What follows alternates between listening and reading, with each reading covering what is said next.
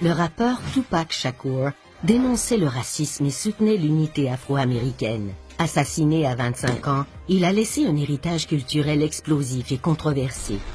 Comment peut-on vendre des albums pour 70 millions de dollars en un an et se retrouver endetté de 5 millions de dollars? Ça dépasse l'entendement. Soit il administrait très mal son argent, soit il se faisait voler. Sans testament, avec une maison de disques malhonnête et de nombreux avocats, les batailles juridiques pour son héritage ont été plus longues que sa carrière. Il payait pour des maisons qu'il n'habitait pas, des pensions alimentaires pour des enfants qu'il n'avait pas, et des voitures qu'il ne conduisait pas. Même s'il n'est plus là pour les dépenser, Tupac continue de rapporter des millions après sa mort. Tupac est adulé depuis sa mort, parce qu'il n'a pas seulement fait des disques, il a fait l'histoire, ce qui est très différent. C'est parce que sa musique est intemporelle. La gloire, la fortune, l'héritage de Tupac Shakur.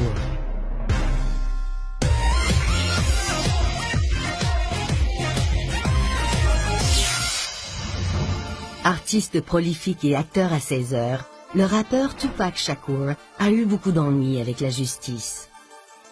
I don't know how to be responsible for what every black male did. I don't know. Yes, I am going to say that I'm a thug. That's because I came from the gutter and I'm still here. Dans sa production musicale, Tupac a parlé de la lutte des Afro-Américains. Il a créé un héritage que l'on retrouve chez tous les rappeurs issus des années 90. Il y a près de 20 ans qu'il est mort, assassiné dans les années 90 à Las Vegas. Et depuis, on a vu beaucoup d'ascensions très rapides, notamment celles de Jay-Z, Lil Wayne, Weezy, Nicki Minaj. Mais en même temps, le monde du hip-hop a la nostalgie d'artistes tels que Tupac, qui pouvaient parler avec beaucoup de puissance des problèmes politiques et sociaux des États-Unis, et aussi de choses bien réelles comme ce qui se passait dans la rue. Il a aussi entretenu une rivalité entre rappeurs, ce qui a causé sa perte. Tupac a fait fortune et il a changé à tout jamais l'univers du hip-hop. Aujourd'hui encore, il rapporte des millions. Mais l'argent n'était pas son seul intérêt. Il prêtait sa voix aux souffrances des jeunes qui ne pouvaient pas se faire entendre.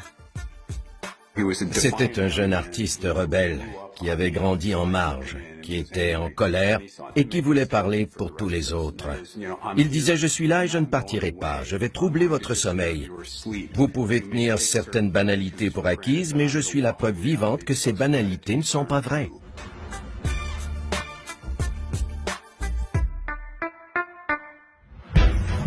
Bien avant d'être qualifié de rappeur le plus percutant de tous les temps, Tupac Shakur s'appelait Lee Ann Parrish Crooks. À sa naissance le 16 juin 1971, sa mère, une activiste des Black Panthers, vient de sortir de prison.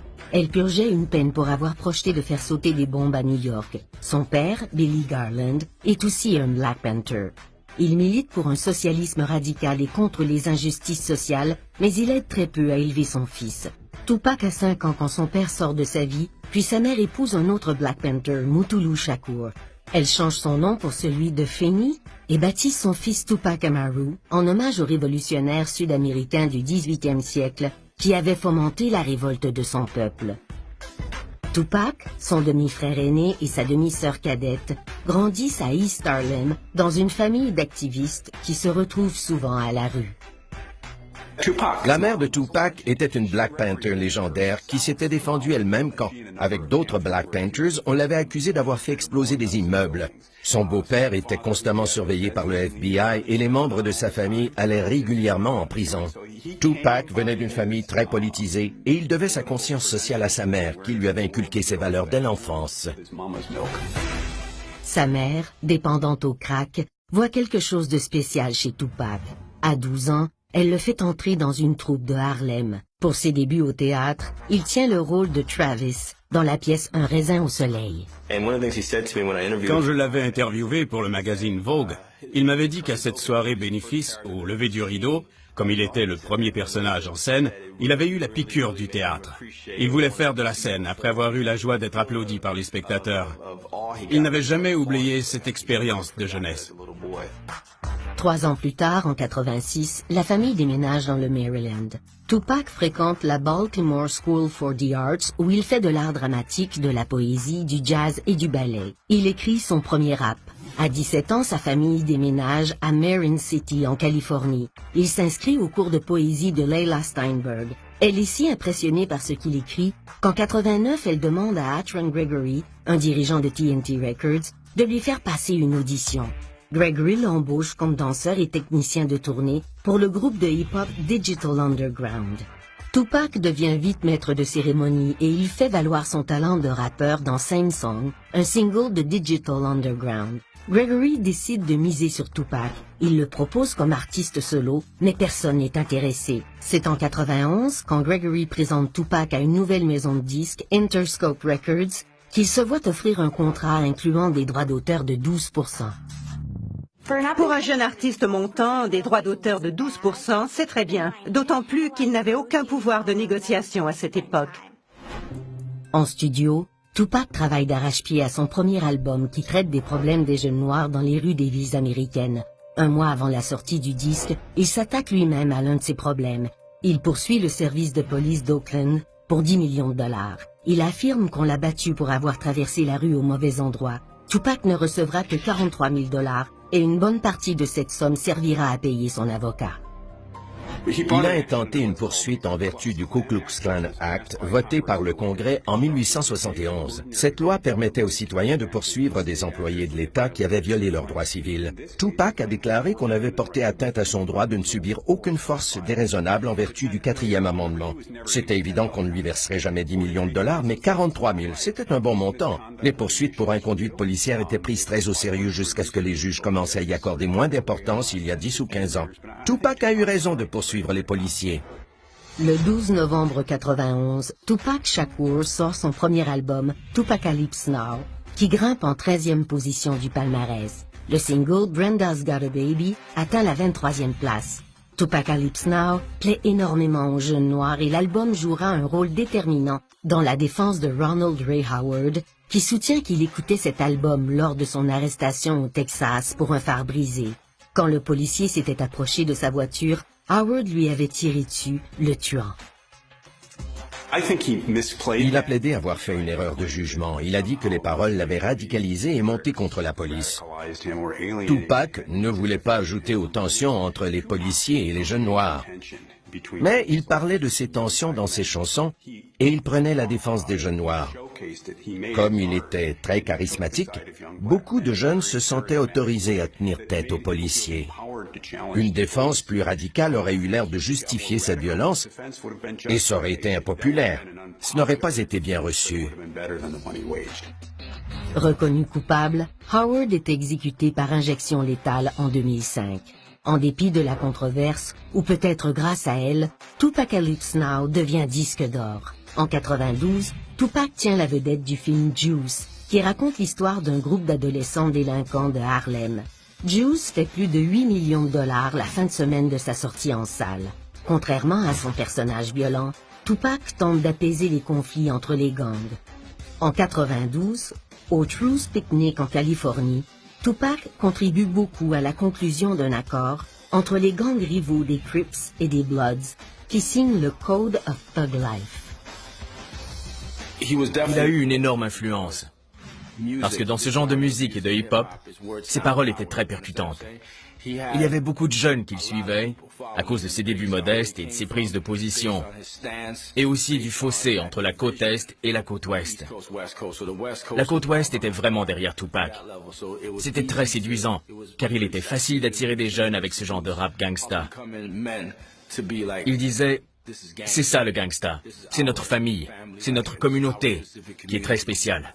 C'était facile pour lui, avec toute la machine de Death Row Records et la rivalité avec la côte Est.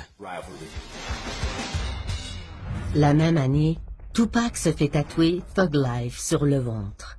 Malgré tous ses efforts pour contenir la violence parmi les siens, le crime semble au rendez-vous partout où il va. Le 22 août 92, il participe à un festival à Marin City. Après le spectacle, pendant qu'il signe des autographes, une dispute éclate. Tupac sort son Colt Mustang, ce qui met fin à la dispute, mais il échappe son arme. Un membre de son entourage la ramasse et tire par mégarde. Dans une cour d'école, à 90 mètres de là, un petit garçon de 6 ans qui roule à vélo est touché au front. et meurt. Les gens voulaient que Tupac soit inculpé, peut-être même pour meurtre. Un meurtre, c'est le fait de tuer quelqu'un volontairement. C'est un crime d'intention spécifique. Le meurtrier a consciemment l'intention de tuer quelqu'un. C'est son objectif. Dans ce cas-ci, ce n'était pas un meurtre, c'était un accident qui aurait pu donner lieu à une inculpation pour négligence ayant causé la mort. En droit, la négligence désigne le comportement de quelqu'un qui sait qu'il risque de causer du tort mais qui ne change rien. Dans ce cas-ci, le danger résidait dans le fait de porter une arme chargée pendant un concert. Mais je crois qu'en fin de compte, il n'y a pas eu de procès par manque de preuves. Il fallait prouver qui tenait l'arme au moment où les coups sont partis. J'ai cru comprendre qu'ils avaient du mal à trouver des témoins. Les gens questionnés ont tous dit qu'ils n'avaient rien vu. Donc, comme on n'arrivait pas à savoir qui tenait l'arme quand le coup est parti, on ne savait pas qui accuser.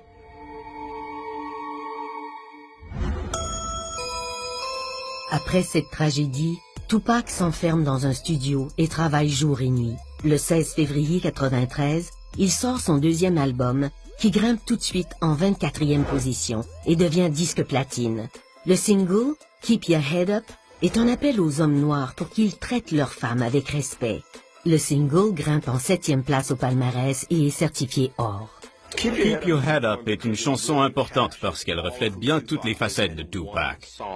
Le Tupac politique, le Tupac de la rue, le Tupac qui se souciait de sa communauté noire et qui était capable de parler de sujets comme la guerre ou les mères célibataires. Il était pro-choix dans cette chanson. Il abordait beaucoup de sujets de front. Et s'il y a une chanson qui reflète le mieux qui était Tupac, c'est Keep Your Head Up. À 21 ans, Tupac Shakur est une grande star et un paradoxe vivant.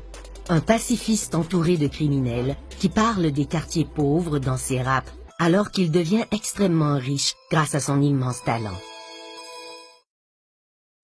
Encore tout jeune, Tupac Shakur, le rappeur qui donne une voix à la communauté noire, a déjà à son actif des disques d'or et de platine et un rôle de premier plan dans un film. Maintenant riche, il s'installe dans un manoir à Calabasas, un quartier huppé de Los Angeles.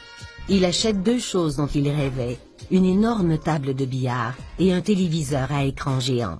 Sa famille et ses amis viennent se détendre près de la piscine et certains s'installent même chez lui en permanence. Tupac vit maintenant dans le luxe, mais les ennuis semblent lui coller à la peau. Le 5 avril 1993, lors d'un concert à l'Université d'État du Michigan, les techniciens coupent le micro de Tupac en raison de son langage obscène. Furieux, Tupac lance le micro de $600 par terre. Le rappeur à qui appartient l'équipement supplie Tupac de ne pas le briser. Tupac réplique en tentant de lui asséner un coup de bâton de baseball à la tête, mais le rate de peu.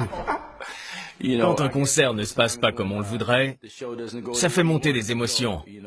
Je crois que c'est ce qui est arrivé à mon ami, qu'il a sauté dans la salle et qu'il s'est un peu déchaîné.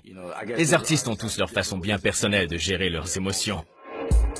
Tupac est accusé de voies de fait, un délit passible de 4 ans de prison et de $2000 d'amende. On établit la caution à $50 000 et Tupac verse 10% de cette somme. Son avocat lui conseille de plaider coupable à une accusation de délit mineur, dans l'espoir que la poursuite abandonne l'accusation de voies de fait. La poursuite accepte le marché et Tupac passe 10 jours en prison. Aux États-Unis, dans la plupart des États, vous pouvez écoper de quelques années de prison où vos soins médicaux, votre logement, vos repas et vos divertissements seront aux frais de l'État. Mais Tupac n'a passé que 10 jours en prison. Je ne sais pas comment c'est arrivé, mais il devait avoir un bon avocat parce que c'est une peine trop légère. J'aime beaucoup Tupac, mais je trouve que c'est une insulte envers le système pénal. Après avoir dépensé une petite fortune en frais de justice, Tupac espère se renflouer grâce à son dernier film, Poetic Justice, dont il partage la vedette avec Janet Jackson. Le film fait près de $30 millions au box-office et la trame sonore grimpe en 23e place. À ses concerts, les admirateurs de Tupac sont en délire et il est enchanté. À certaines occasions, on échappe de près à l'émeute. Un jour, à Pine Bluff, dans l'Arkansas, une femme se retrouve paralysée après avoir été atteinte par une balle perdue pendant son concert. Après cet incident, on hésite à engager le rappeur, mais ses actes de violence ne portent pas atteinte à sa popularité. En 1993, il reçoit une lettre des parents d'un garçon malade en phase terminale qui a exprimé le souhait de rencontrer son rappeur préféré. Sans hésiter, Tupac se rend au Maryland pour exaucer le vœu du petit garçon. Il donne aussi généreusement à la communauté noire et il crée Euthanasia, une entreprise qui contribue au financement d'équipes sportives à Los Angeles, d'un centre pour les jeunes à risque et d'une ligne sans frais pour jeunes en difficulté. Il était une source d'inspiration pour sa communauté. Ce genre de musique, le hip-hop, en fait, ce qu'il exprime, est très important pour les jeunes, qui très souvent n'ont pas de figure paternelle à la maison. Quand on entend quelque chose d'aussi puissant, quelqu'un qui dit des choses si percutantes, c'est électrisant. Vous comprenez? Et en s'appuyant là-dessus, on peut bâtir une communauté. Grâce à ses paroles, c'est surtout pour ça qu'il est connu, ses paroles et sa musique, on n'a pas à se poser de questions. Tout est exprimé. Il était très conscient. Il avait conscience de qui il était. En écoutant ses albums, on se rend compte qu'il était conscient de son pouvoir. Il savait qui il était.